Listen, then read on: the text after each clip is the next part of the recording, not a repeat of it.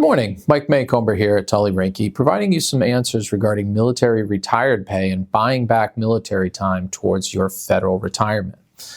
We are receiving a lot of questions lately from federal employees looking at their options when it comes to the uncertainty going on in the federal employment right now.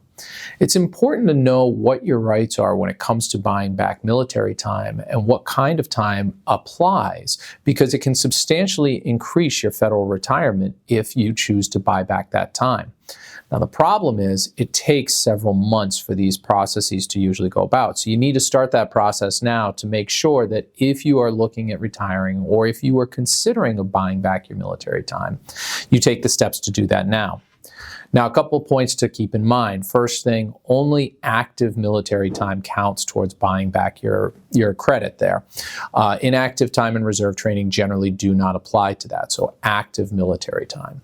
Second, you need to be a FERS or a CSRS employee to be eligible for that.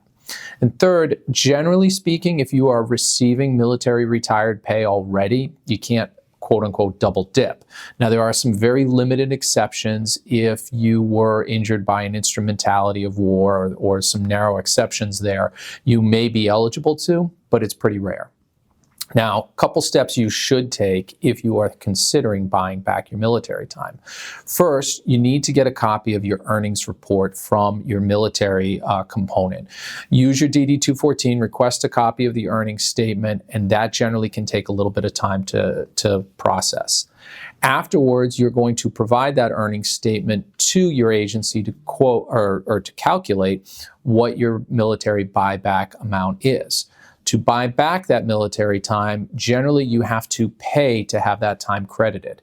The amount varies, but it's generally around 3 to 7%, depending on what type of retirement you are eligible for.